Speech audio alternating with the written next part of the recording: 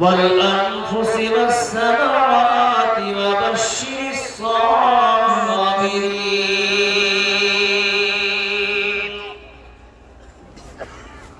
الذين إذا أصابتهم مصيبة قالوا إنا لله وإنا إليه راجعون. وقال الله تعالى: بسم الله الرحمن الرحيم يا أيها الناس اعبدوا ربكم الذي خلقكم والذين من قبلكم لعلكم تتقون. وقال النبي صلى الله عليه وسلم عن أبي هريرة رضي الله تعالى عنه قال: قال رسول الله صلى الله عليه وسلم: من أكرم الناس قال وأتقاهم. আর কত রক্ত ঝরবে,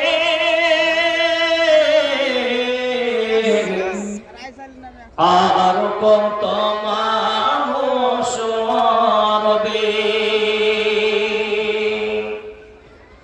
আর কত রক্ত ঝরবে,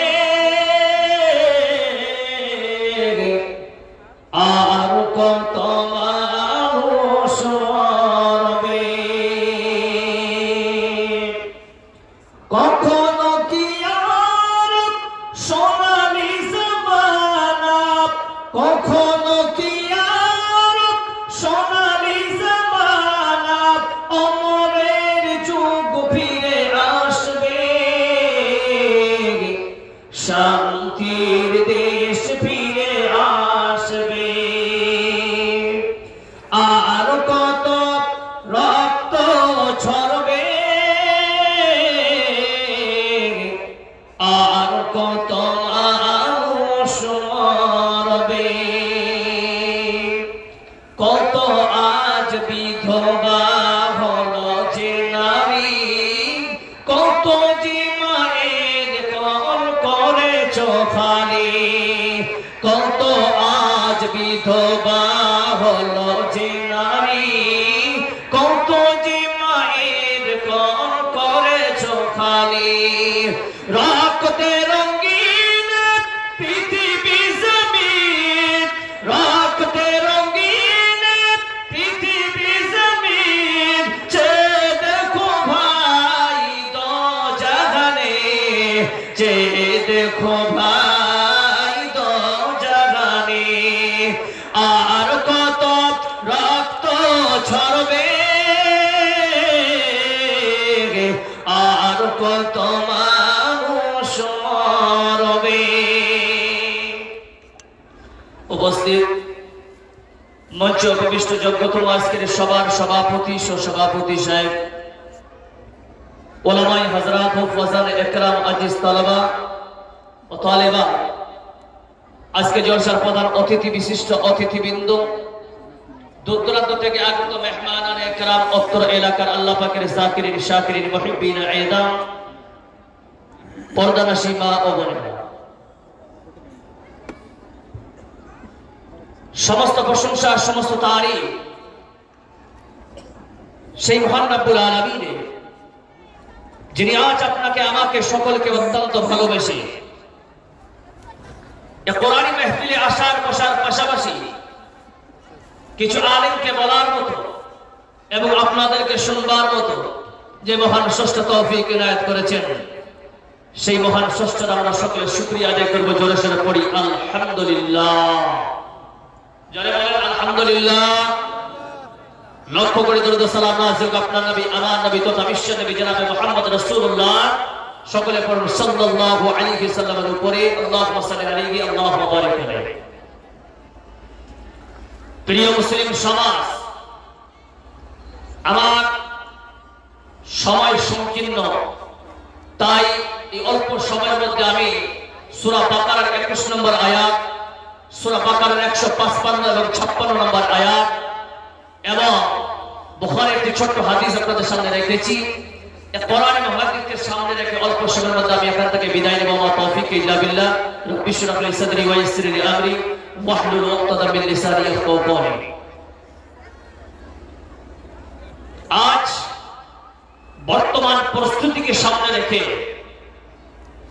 আমি আপনাদের কয়েকটা কথা বলবো ইনশাআল্লাহ। আজ ফিলিস্তিনের মাটিতে আমাদের জাত ভাই বোন তাদেরকে বম ব্লাস্ট করে ইত্যাদি রণকৌশল দিয়ে তাদেরকে মারা হচ্ছে। এতে কোনো সন্দেহ আছে? জোরে কোনো সন্দেহ আছে? কথা বলেন হ্যাঁ না না। কি ভাই ফিলিস্তিনদের মুসলমানদের মারছে, এতে আপনারা খুশি না বেজার? বেজার। তো বেজার তো যার পাসপোর্ট করে যুদ্ধ করতে। ওইদিকে ওরা মারা যাচ্ছে, এটা বাস্তব কথা। কিন্তু টিভিতে চায়ের দোকানে বসে বসে ওই সমস্ত জিনিসকে ফলো না করে ওদেরকে দেখে শিক্ষা নিয়ে নিজের জীবনটাকে পাল্টে দেন। এর নাম হচ্ছে ইসলাম, এর নাম হচ্ছে ঈমান। জোরে বলুন নারে তাকবীর। আজ ফিলিস্তিনের মাটিকে কেন্দ্র করে মুসল্লি নামাজ মসজিদে বেড়েছে না কমেছে? জোরে বলুন। মুসল্লি কমেছে ভাই? আপনারা বলুন কমেছে না বেড়েছে? আমাদের ঈমানের মধ্যে কোনো পাওয়ার বেড়েছে? জি না, আমার ঘটেছে।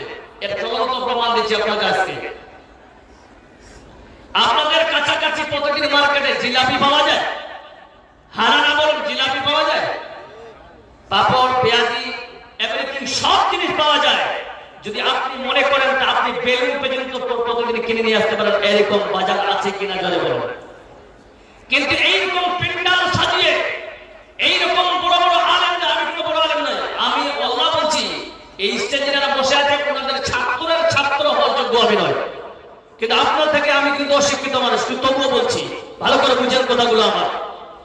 যে আজকে প্রতিদিন কি এরকম প্যান্ডেল সাজিয়ে যোগ্য ওলামাদেরকে ডেকে স্টেজে বসিয়ে তাদের মুখ থেকে কোরআন এবং সেই হাদিসের আলোচনা শোনার মতো এরকম প্যান্ডেল কি এই জায়গায় প্রতিদিন হয়? জোরে বলুন হয়? জি না। কিন্তু শুধু এখানকার করে নয়, আপনি যে কোনো জায়গায় যাবেন একটা ফ্যাশন চালু হয়েছে, সেই ফ্যাশনটার নাম হচ্ছে, আপনাদের এই ফ্যাশনটার কথা ভালো লাগে আপনাকে একটা প্রশ্নের উত্তর দিতে হবে। পৃথিবীর সর্বশ্রেষ্ঠ জায়গায় জানাবে মুহাম্মদ রাসূলুল্লাহ সাল্লাল্লাহু আলাইহি ওয়াসাল্লাম কোনটাকে বলেছে? জোরে বলেন মসজিদ। এতে কোনো সন্দেহ আছে? কোনো সন্দেহ নাই। সবথেকে খারাপ জায়গায় কোনটা বলেছে? জোরে বলেন বাজার। কিন্তু আজকে আপনাকে বলতেছি, এই বাজারে আপনার মেয়ে ঘুরতেছে, আপনি একজন গার্জিয়ান হিসেবে আপনি জালসা শুনেন, আপনার ছেলে, আপনার মেয়ে, আপনার স্ত্রী, আপনার বোন, যাই কেউ না হোক, সে আপনার আজকে বাজারে ঘুরতেছে। বন্ধু, নিজেকে মুসলমান দাবি করে কোনদিন একজন মুসলমানের পরিবারের মেয়ে এইরকম ওপেন সিক্রেট একটা লানত যেখানে নবী সাল্লাল্লাহু আলাইহি বলেছেন, ওই বাজারটাতে আমাদের মতো সন্তান, মেয়ে হোক বা ছেলে, পাঠাতাম। জোরে বলো পাঠাতাম। বেটা চল জালসা চলবে। মাদানী সাহেবরা এসেছেন, বড় বড় সাহেবরা এসেছেন, তাদের একটা কথা একটা বাচ্চার মনে ঢুকে যায় কিনা? ওই বাচ্চা যদি আল্লাহ তাকে গ্রহণ করে দিনের মুবাল্লিগ বানিয়ে দেয়, আপনি খুশি হবেন কিনা? জোরে বলেন। আজ আপনার ছেলে সিগারেট কোন হচ্ছে, আপনার ছেলে দারু কোন হচ্ছে, এটাতে আমি বলি আপনার ছেলের এক চুল পরিমাণ গলতি নেই। এটা পুরো গলতি হচ্ছে একটা বাপের, যে বাপ সঠিক তারবিয়াতে স্কুলেতে ভর্তি করাতে পারেনি। যারা বলেন ঠিক না ঠিক?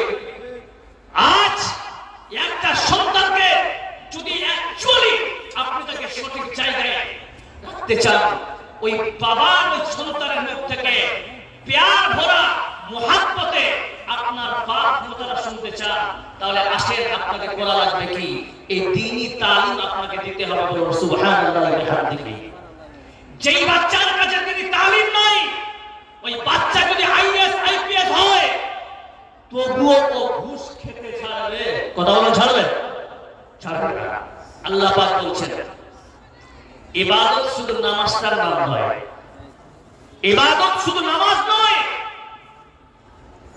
ইবাদত আল্লাহ পাক সুবহানাহু ওয়া তাআলা একটা মুমিন বান্দা, একটা মুমিন বান্দার পায়ের নখের কোণা থেকে নিয়ে চুলের কোনা পর্যন্ত পুরো বডিটাকে আল্লাহ পাক সুবহানাহু ওয়া তাআলা ইবাদতের জায়গা করে দিয়েছেন। বলুন সুবহানাল্লাহ।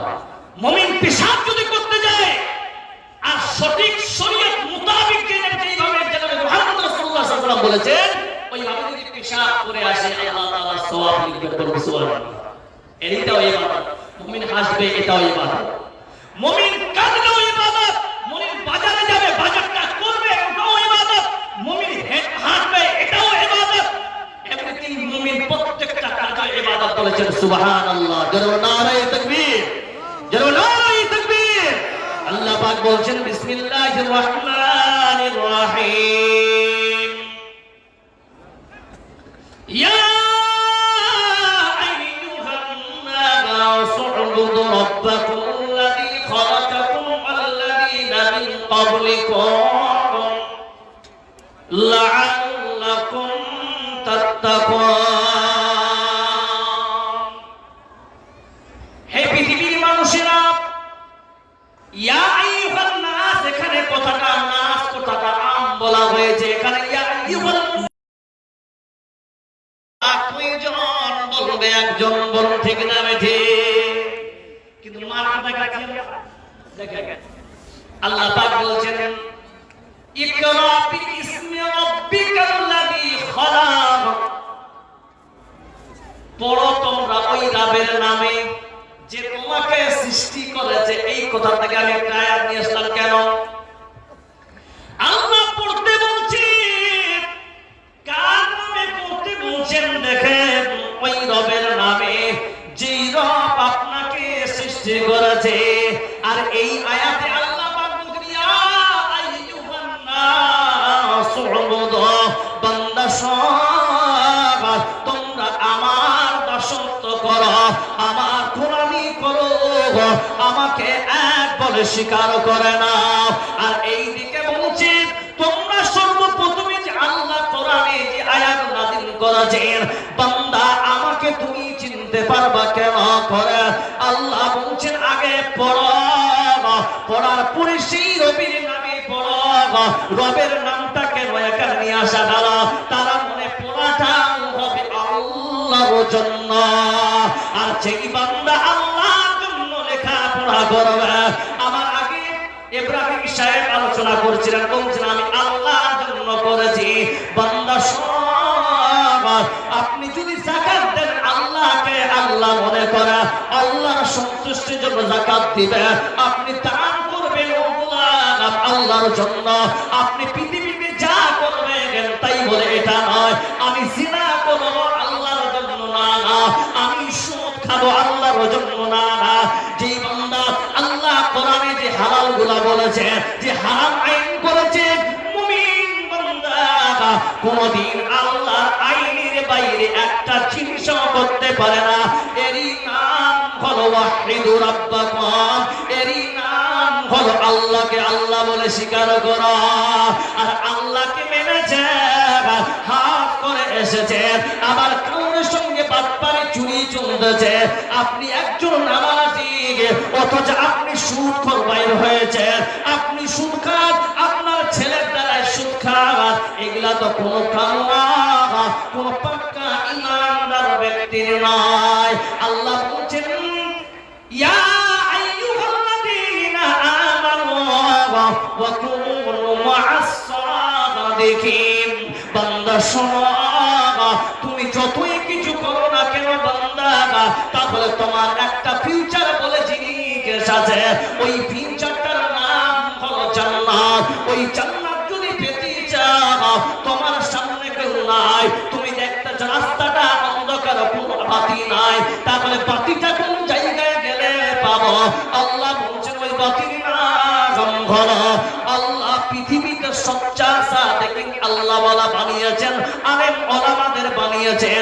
ওই আলেমের কাছে যাও, ওই আলেমের কাছে গেলে তুমি রোশনি পাবে, আলো পাবে। ওই আলোর মাধ্যমে তুমি আল্লাহর জান্নাত যেতে পারবে। জোরে বলো নারায়ে তাকবীর। কিন্তু মুসলমান আজকে আমরা নিজেই নামাজ পড়তেছি, কিন্তু নিজেকে একজন পাক্কা নামাজি করছি। আমাদের ভুলটা কোথায় বলছি দেখেন। এখন মাধ্যমিক পরীক্ষা চলছে, বলো ঠিক না ঠিক?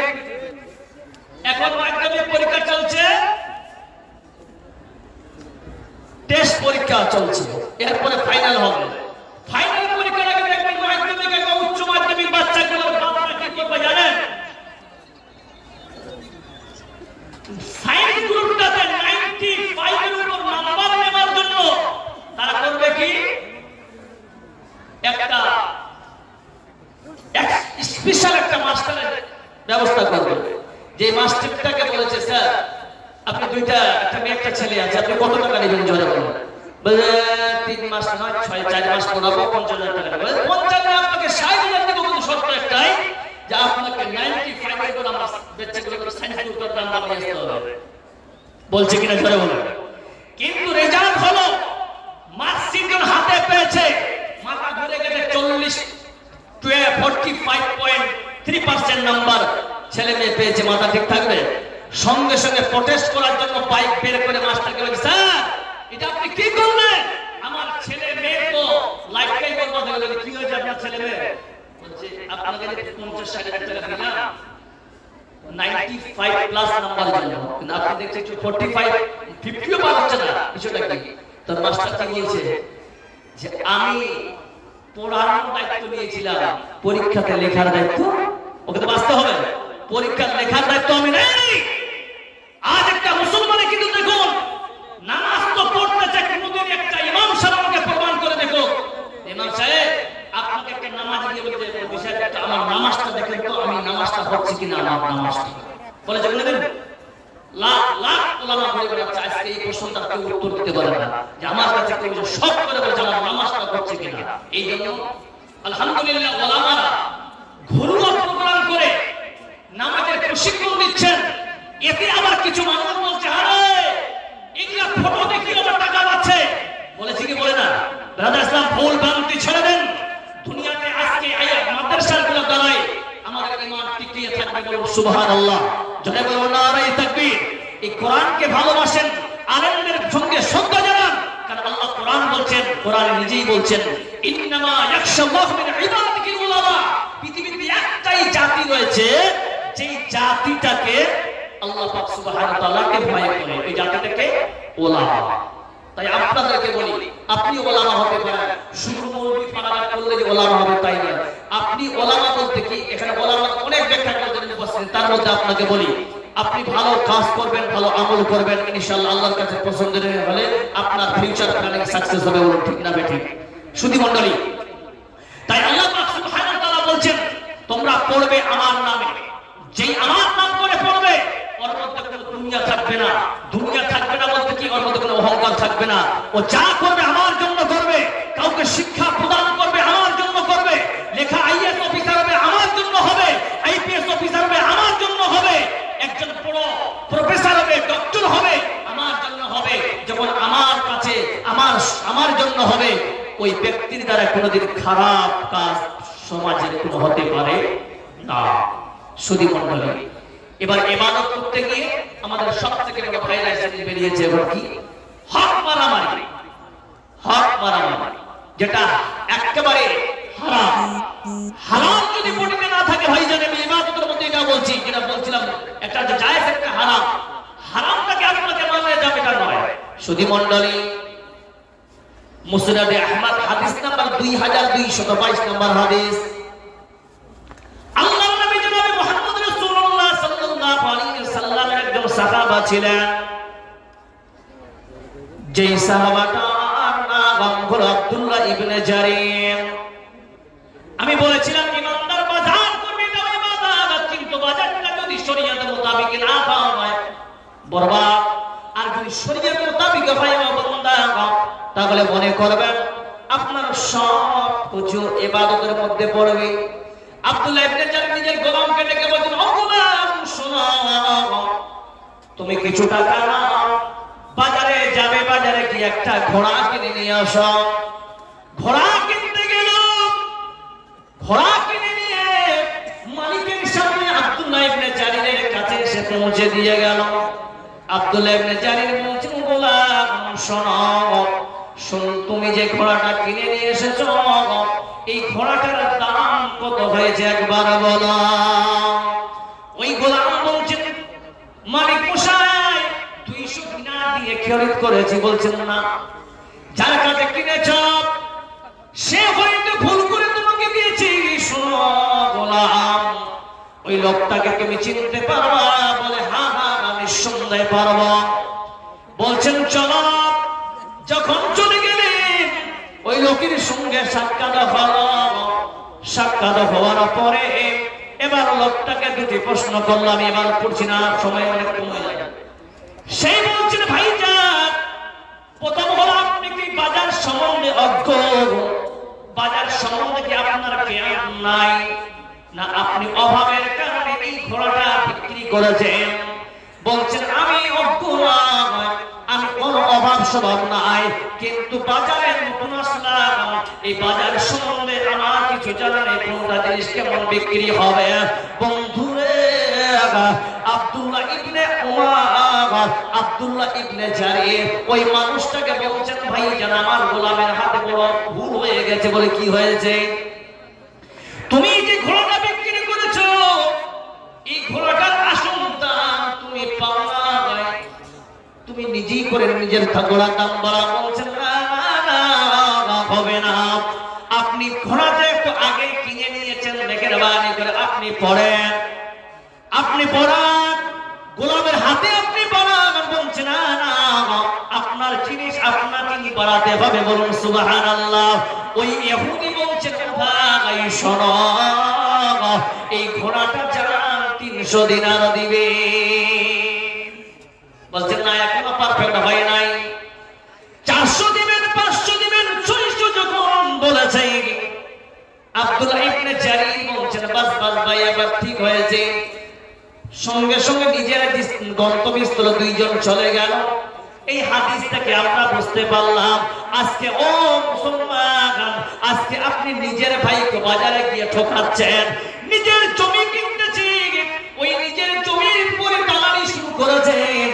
এটা তো কারণ আপনি ইমানদার নয়, ইমানদার দুনিয়া করবে কাকে ভয় করে? একবার চিৎকার করে বলেন, কাকে ভয় করে দুনিয়া করবে?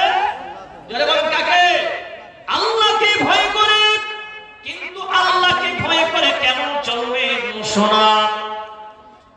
মনে করেন আজকে আপনাদের গ্রামে জলসা হচ্ছে, এইদিকে দালকোলা পূর্ণিয়া মনে যান, কোন দিকে থেকে 4 চাকাও যান, শুধু বাইক নিয়ে আসা সম্ভব। আজকে আমার ওই করণ দিকে আমি দাঁড়িয়ে আছি, এখানকার মৌলানা আনিসুর সালাফিকে আমি বললাম শেখ আমি দাঁড়িয়ে আছি, আমাকে নিজের ব্যবস্থা করা। আনিসুর শেখ পাগলের মতো ঘুরতেছে, কোনো বাইক নাই, 4 চাকাতেও যাবে না। ভালো করে উদাহরণটা মনে রাখবেন। এবার যখন যাবেন একটা ছেলে, খুব হ্যান্ডসাম ছেলে, বডি বিল্ডারের মধ্যে একটা খুব সুন্দর মাথা নিয়ে দাঁড়িয়ে আছে। ওই ছেলেটাকে কি আসছেন ভাইজান তুমি তোমার গাড়ি? বলে হ্যাঁ, এতে কোনো সন্দেহ নাই, এই গাড়িটাকে তুমি কিছুক্ষণের জন্য আমাকে দিবা। বলতে কি করবে? বলছে একটা কোন বিশাল রাস্তা আছে ওখানে যাব। বলছেন আসলে এটা আমার গাড়ি, এতে কোনো সন্দেহ নাই, কিন্তু এই গাড়িটার আমি ভালো ড্রাইভিং জানি না। কিছুক্ষণ পর একটা ছেলে চুরুস্কা পুস্কা রাস্তা দিয়ে আসতেছে। আনিসুর সাহেবকে চিনতে পেরে বলছেন ভাইজান তুমি তো ভালো গাড়ি চালাও, এই গাড়িটা চালাতে পারো না? বলতে হ্যাঁ পারবো। যার গাড়িটাকে বলছে তুমি দিবা, নিশ্চয় তুমি চাপে দিয়ে যাবে, কোন বিষয় বাজবে। এবার ওই ছেলেটা বলছেন বাপের জন্য আমার বাইক কিনতে পারবো না, অনেক ছোট ছোট গাড়িগুলো চালিয়েছে, এই গাড়িটা যদি চালায় আর এমন একটা গাড়ি 250 সিসির, একে 100-র উপরে না চালালে মজা আসবে না। জোরে বল ঠিক না বেঠি? ওই ছেলেটা যখন মোটর সাইকেলের উপরে চেপেছে বলছে আজকে একে উড়াবো, কিন্তু এই কথাটা বলার আগে ওই মানুষটা ওই ছেলেটা যদি নেগেটিভ মনে করে আরে আমার অ্যাক্সিডেন্ট হতে পারে, ওই ছেলেটা কোনদিন R15 250 সিসি হোক অথবা 500 সিসি হোক, ওই লোকটার দ্বারা কোনদিন 100 স্পিডে গাড়ি চালাবে না। কারণ মাথায় ঢুকে গেছে আমার অ্যাক্সিডেন্ট হতে পারে, আমার পিছনে মা আছে, বাবা আছে, আমার ছোট্ট একটা বোন আছে, 2টা ভাই আছে, এদেরকেও মানুষের মতো মানুষ করতে হবে। এই চিন্তা দ্বারা যদি থাকে ওই বান্দার দ্বারা কোনোদিন 100 স্পিড গাড়ি চালাবে না। চালাবে কিন্তু কি চালাবে? মাথায় অ্যাক্সিডেন্ট হয়ে গেছে, অনুরূপ একটা মুমিন বান্দা তার মাথায় যদি ঢুকে যায় আমি হলাম বড় একজন পাপী, নামাজ পড়েছে এখানে আপনারা অনেক নামাজিরা আছি, তার মধ্যে আমি একজন আছি। একটু আগে যে আমরা ইশারের নামাজ পড়ে আসলাম, ও মুসলমান জবান দেখ আমাদের নামাজটা কবুল হয়েছে কিনা জোরে বলে। কবুল হয়েছে তো বলতে পারবেন? এই নিয়ত রাখবেন আল্লাহ ইশার পড়লাম আমার কবুল হয় না, নিজেকে একজন মুজরিম মনে করবে। যখন নিজেকে একজন মুজরিম মনে করবেন, একজন পাপী মনে করবেন, তারপরে আপনি আল্লাহর রাস্তা দেখবেন রাত 1টার পরে আপনার মাথায় চোখে ঘুম আসবে না, মাথায় টেনশন হবে আহারে এই মুহূর্তে আমার ইবাদত কবুল হলো না, চল একবারের জন্য আমি তাহাজ্জুদ পড়ি। এবার তাহাজ্জুদ যখন পড়বেন ওই সময় আপনার মনে করে আল্লাহ আমার তো নামাজ তাহাজ্জুদ কবুল হলো না, ওই বান্দা ইশারের আগে গিয়ে মসজিদে পৌঁছে যাবে।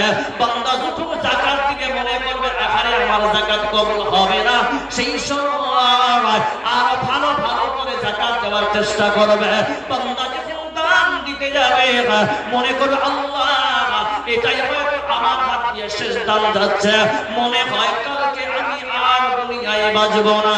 বান্দারে যখন মুমিন বান্দা নেগেটিভ পয়েন্টে দুনিয়াটা করবে, ওই বান্দা যদি মনে করে নিজেকে মুজরে, ওই বান্দার দ্বারা কোনোদিন আল্লাহ আইনের বাইরে কোনো কাম হবে না। যেই কোনো কাজ করবে সমস্ত কাম করবে আল্লাহ আইনের দায়রা, আল্লাহ যেটা হারাম বলেছে ওই হারামটাই করবে, আল্লাহ যেটা হারাম বলেছে ওটাই করবে। এরই নাম হলো ঈমানদার। আল্লাহ পাক বলছেন বিসমিল্লাহির রাহমানির রাহিম ওয়া ইযা কিলা লাহুম আমিনু কামা আমানান নাস। বান্দারে তোমরা যদি ঈমানওয়ালা হতে চাও, তোমরা যদি পাক্কা ঈমানদার হতে চাও, তাহলে আমার নবীর সাহাবাদের মতো তোমরা ঈমানওয়ালা হও, তোমার জীবনটাই পাল্টে যাবে। हकीकत से ये दुनिया बेखबर है, दुनिया की नुमाइश पर नजर है। नबी गोया के आज दुनिया जुदा बागा, वो हर कार के बाशी बा खुदा बा। जोरे सोरे बोलो नारे तकबीर, जोरे बोलो नारे तकबीर।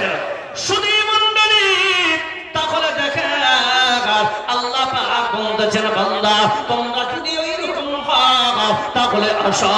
আল্লাহ পাক অন্যের দ্বারা বলতেছেন ইয়া আইয়ুহাল্লাযীনা আমানু তাকুল্লাহ, তোমরা যে ভয় করবে, তোমরা যে ঈমানওয়ালা হতে চাও, ভয়কুর বান্দা হতে চাও, তাহলে কেমন ভয় করবে সেটা শুনে নাও। আল্লাহ পাক সূরা আল ইমরানের 102 নম্বর আয়াতে বলতেছে ইয়া আইয়ুহাল্লাযীনা আমানু তাকুল্লাহ হাক্কা তুকাতিহি ওয়া লা তামুতুন্না ইল্লা ওয়া আনতুম মুসলিমুন।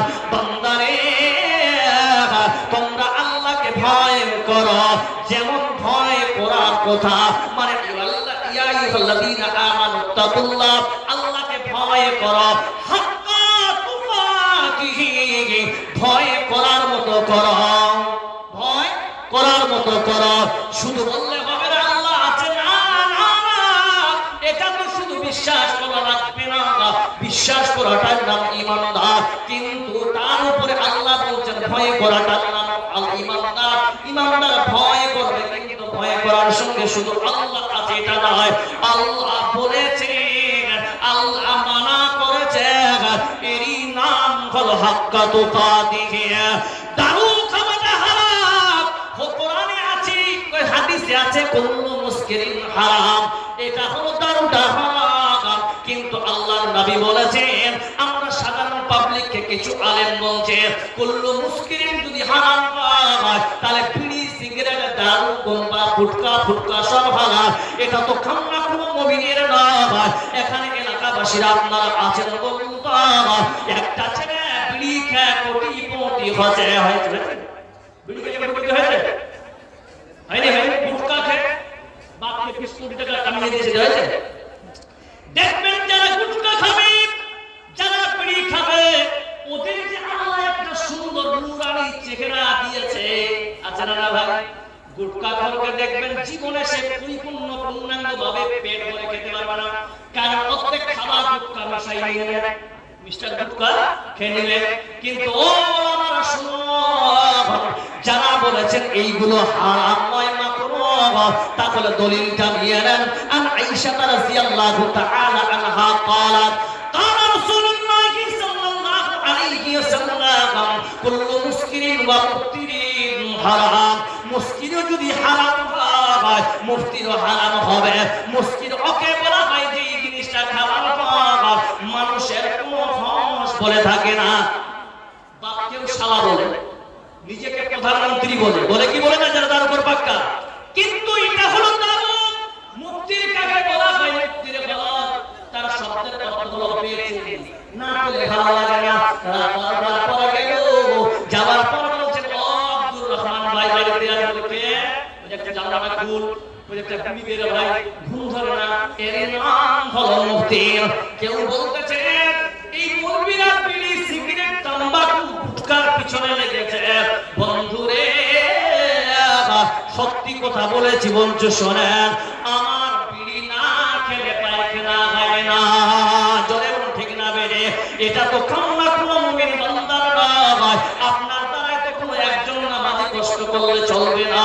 এর নাম তো ইখওয়ানুল মুমিনিন। এটা তো মুমিনের উপর ভাই হলো না। এটা তো ভাই উপর মহব্বত হলো না। এটা তো ভাতৃত্ব বন্ধনের কথা হলো না।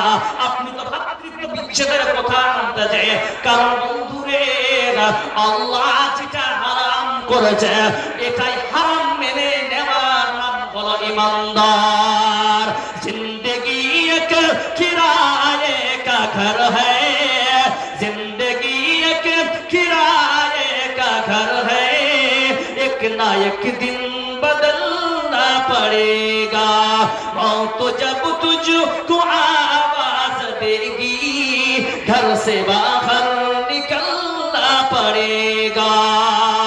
इतना माजूर हो जाएगा तू, इतना मजबूर हो जाएगा तू, इतना माजूर हो जाएगा तू, इतना मजबूर ए जो मखमल का चोला है तेरा, ए जो मखमल का चोला है तेरा, एक कफन में बदलना पड़ेगा। जिंदगी एक किराए का घर है, एक ना एक दिन बदलना पड़ेगा। ओ যুবকেরা আপনাদেরকে বলি, कर ले ईमान से दिल की सफाई, छोड़ दे तू बुराई, वक्त बाकी है अब भी संभल जा, वक्त बाकी है अब भी संभल जा, वरना तो सकम जाना पड़ेगा। जिंदगी एक किराए का घर है, एक ना एक दिन बदलना पड़ेगा। जोरे शोरे बोलो नारे तकबीर। সুধী মণ্ডলী, ঈমান যদি বাঁচাতে চান, ওই আল্লাহর জাহান্নাম থেকে যদি বাঁচতে চান, তাহলে দেখেন বন্ধু শুনেন আল্লাহর নবীর হাদিসটা শুনে আমি এগোচ্ছি। লা ইয়াদখুলুল জান্নাতা জাসাদুন গুযিয়া বিল হারাম। ওই বডিটা কোনদিন আল্লাহর জান্নাতে যাবে না যেই বডিটা হারাম মাল দিয়ে তৈরি। হায়রে মুসলমান ও মুমিন সারাত, অনেক জীবনে অনেক ভুল করেছি, কোথায় যাব, কোন জায়গায় গেলে আমি পরিত্রাণ পাবো, কোন জায়গায় গেলে আমি আল্লাহর জান্নাত পাবো। বন্ধুরে তাহলে আসি ওই এমন একটা জায়গার নাম বলবো, যেই জায়গায় আপনি শান্তি পাবেন, যেই জায়গায় গেলে আপনার আত্মা শান্তি পাবে, ওই জায়গাটার নাম হলো আল্লাহর মসজিদ, নবীর মাদ্রাসা। জোরে বলুন নারে তাকবীর। এই আল্লাহর নবীর মাদ্রাসায় কে কে ভালোবাসেন? দুই হাত খাড়া করে দেখান তো দেখি, ইনশাআল্লাহ দুই হাত খাড়া করে সবাই। আল্লাহর নবীর মাদ্রাসায় কে কে ভালোবাসেন? দুই হাত খাড়া করে সবাই বলুন নারে তাকবীর। মাশাআল্লাহ। এই আল্লাহর নবীকে ভালোবেসে আপনাকে বলি, যে জাতির সাহেব 15 মিনিটের মধ্যে আসতেছেন ইনশাআল্লাহ, খুব সংকীর্ণ সময়।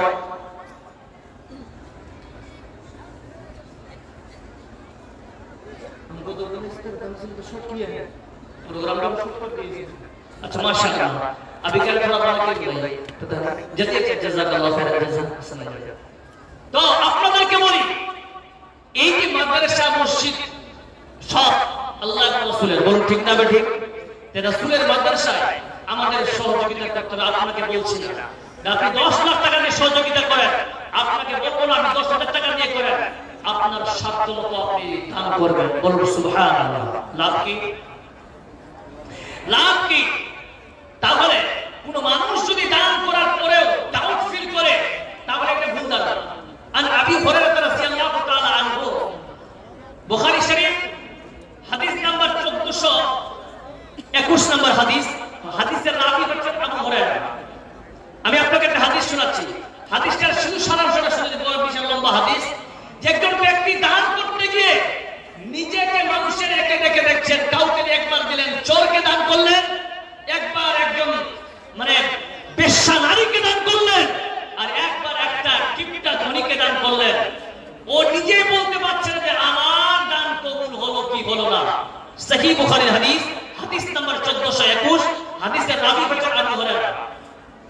ব্রাদার ইসলাম এখান থেকে বোঝা গেল কি, যে আপনি দান করার পরে আপনার ডিউটি কতটুকু? জি, ডিউটিটা শুনে নেন, বাস ডিউটিটা আমরা শেষ করে দেব। এই দানের বিষয়টা আপনার ডিউটি হচ্ছে, আপনি ওখান থেকে কাউরে দ্বারা কিছু দ্বারা বা কাউরে মারফতে বা নিজেই এসে আপনি দান করলে আপনার ডিউটি এখান থেকে শেষ।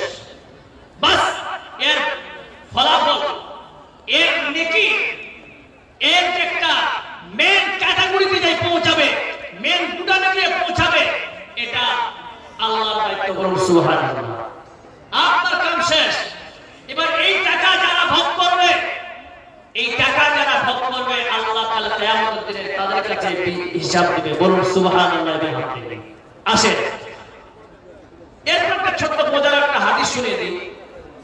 1422 নম্বর হাদিস। হাদিসের রাবি হচ্ছেন মাআন, মিম আইন নুন, মাআন ইবনে ইয়াজিদ ইবনে আখনাস।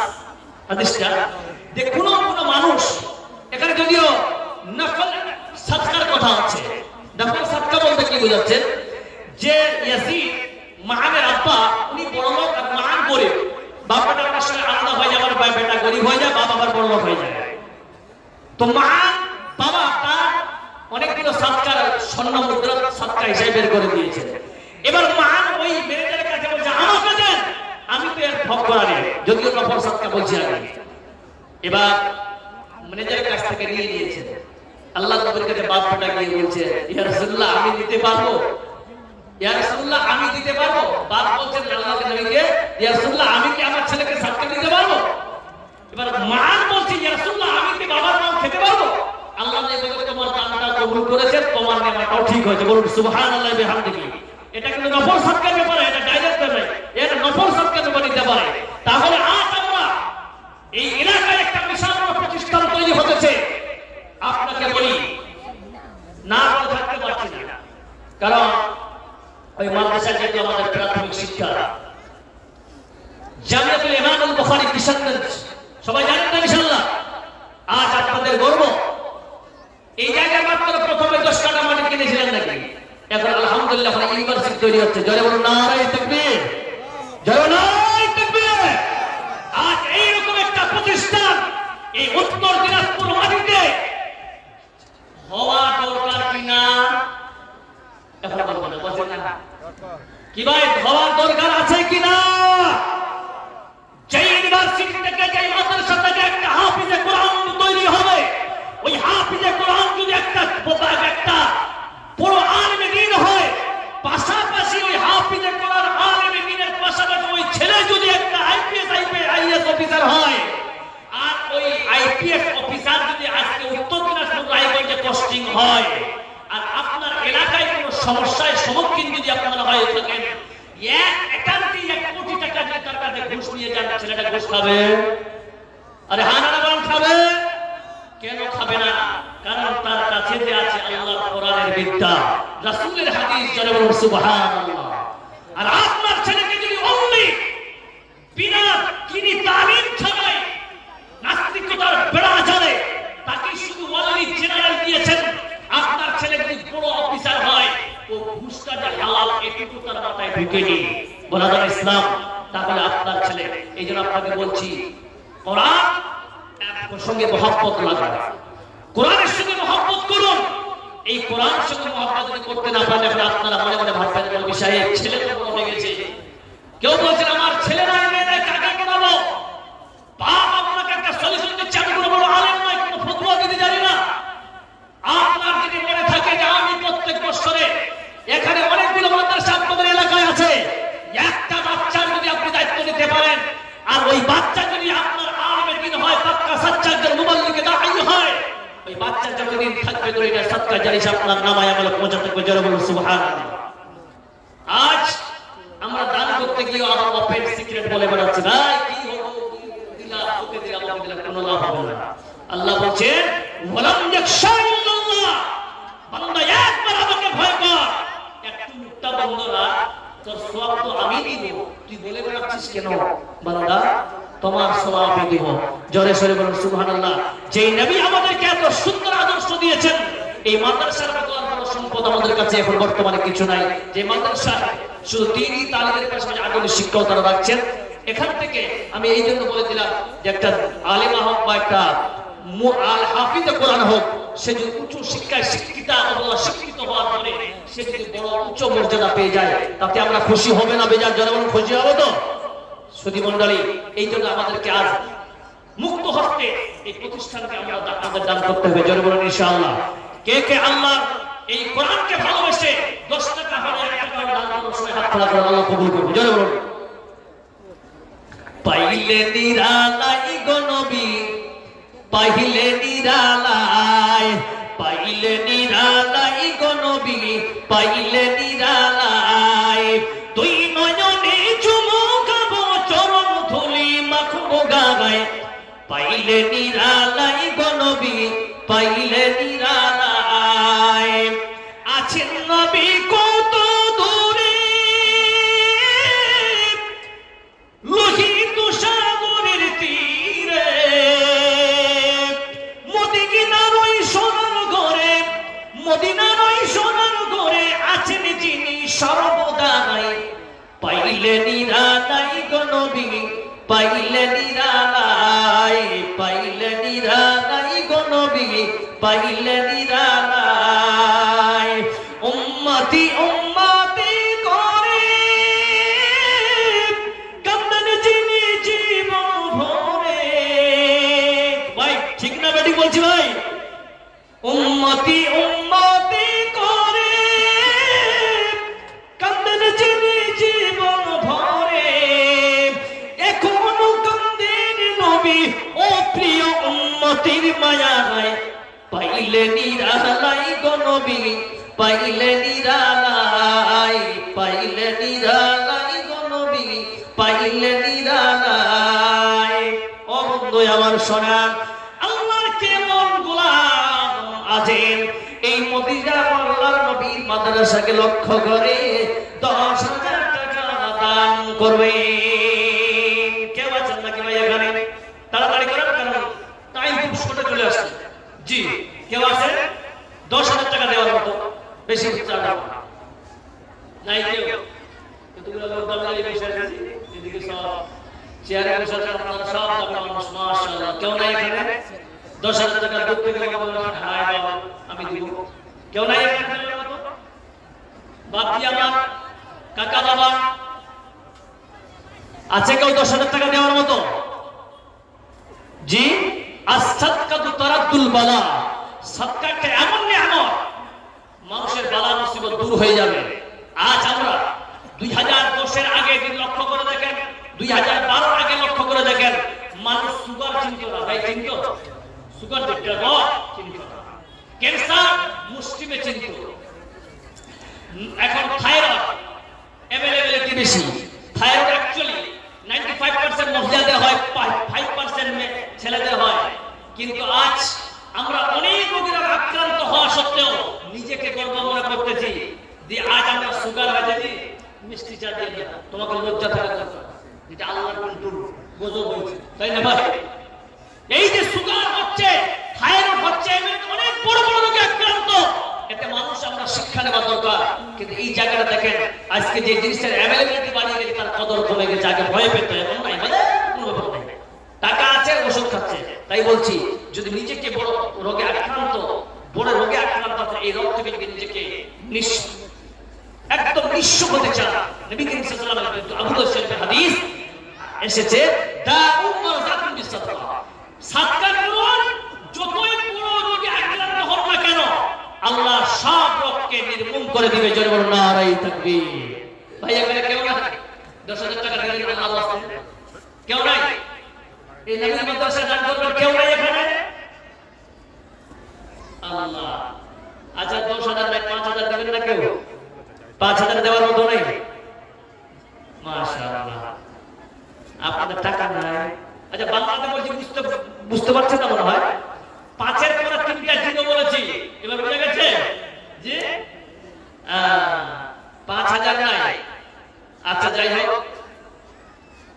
আমি বেশি চাইব না, আপনাদেরকে একটাই কথা বলছি যে আপনারা মনে প্রাণে যেটা হবে আপনারা দান করবেন, বরাবর ইনশাআল্লাহ। আমি এমন বলছি না, যাই হোক শেষাংশে একটা এমন বলছি, 1,000 টাকা করে দেওয়ার মতো আছে? বাস আমি আর বাড়াবোই না। 1,000 টাকা দেওয়ার মতো আল্লাহর নামে গোলাম 1,000 টাকা দেওয়া হবে এমন কোন গোলাম আছেন ভাই আমার? নাই এখানে? বাস না থাকে, ছেলেরা যাচ্ছে, আপনারা, আমি আগে বলেছিলাম আপনারা মুক্ত হস্তে দান করবেন, এটাই আপনাদের কাছে বিশেষ অনুরোধ। কেননা অনেক বাচ্চারা এখানে আছে, হাফেজ কোরআন মাশাআল্লাহ মাশাআল্লাহ, চেয়েছিলাম 1,000 করে, 2,500 টাকা দিতে দেব। নারায়ে তাকবীর। আমার এক ভাই আল্লাহ এখানেতে ছিল, ছুটি এসে 2,500 দান দিয়ে গেল। আল্লাহুম্মা সাল্লি আলাইহি, আল্লাহুম্মা বারিক আলাইহি। আর কেউ আছেন ভাই? কিনা 1,000 টাকা আরেকজন দেবে। 1,000 টাকা একটা চেয়েছি, 2,500 দিয়েছি, 1,000 টাকা করে আর কয়েকজন বাস। মাত্র 1,000 টাকা করলে ভাই কোনো ব্যাপার নাই, 30টা কোরআন আছে, 30 পারা 1,000 টাকা তো দেওয়ার দিয়ে থাকলে দিবেন ইনশাআল্লাহ। একজন দিয়েছে, আর 29 জন মাশাআল্লাহ। দাদা তাড়াতাড়ি করে যাবেন, মাশাআল্লাহ শেখ চলে এসেছেন। জি আর কেউ আছেন ভাই আমার? ফটাফট করে 1,000 করে দেওয়ার মতো কেউ থাকে, ফটাফট করে দেন মাশাআল্লাহ। 1,000 2,000 3,000 যা পারেন। জি মাশাআল্লাহ মাশাআল্লাহ। আর এক ভাই এখানে ছিল, 2,000 টাকা আল্লাহ দান দিয়ে গেল। আয় আল্লাহ, যে আশা আকাঙ্ক্ষা কামনা নিয়ে দান করেছে মাবুদ, আল্লাহ তিনার দানকে তুমি সদরে গ্রহণ করে নিও। আল্লাহ তার আশা আকাঙ্ক্ষা কামনা পূরণ করে দিও মাবুদ। তার বাড়ির যদি বালা মুসিবত হয় দূর করে দিও। আল্লাহুম্মা সাল্লি আলাইহি, আল্লাহুম্মা বারিক আলাইহি। আজকে পৃথিবীটা লাগে এত সুন্দর, সে গর রপকারে সাজালো এ চরাচরে, সে গর রপকারে সাজালো এ চরাচর। চারিদিকে নবরূপে করে দোরা জন্ম, সেই রূপ দেখে হয় আকীদায় সুশীতল, আকীদায় সুশীতল, আকীদায় সুশীতল। কেটে গেছে পথ শীত নিশীতের ত্রিপহারে সে কর রপকারে সাজানো এই চরাচর আজ কেন পৃথিবীটা লাগে এত সুন্দর সে কর রপকারে সাজানো এই চরাচর বনে বনে ফুটে ফুল করে পাখি কলরব সবখানে কেমন তোর আয়োজন মধুসব আয়োজন মধুসব কুঞ্জনে মুখরিত গোটা মরু প্রান্তরে সে কর রপকারে সাজার হয়ে চরাচর আজ কেন পৃথিবীটা লাগে এত সুন্দর সে কর রপকারে সাজার হয়ে চরাচর ভাই দেওয়ার মতো যদি কেউ থাকে দেখেন কেন পারে দেন মাত্র আমি 2-3 মিনিটের মধ্যে শেষ করবো বাস 2 মিনিট কেউ আছেন আর 1000 2000 3000 4000 টাকা দেওয়ার মতো কেউ আছেন ভাই সে কেউ না কেউ সব খামোশ হয়ে যাবে চলে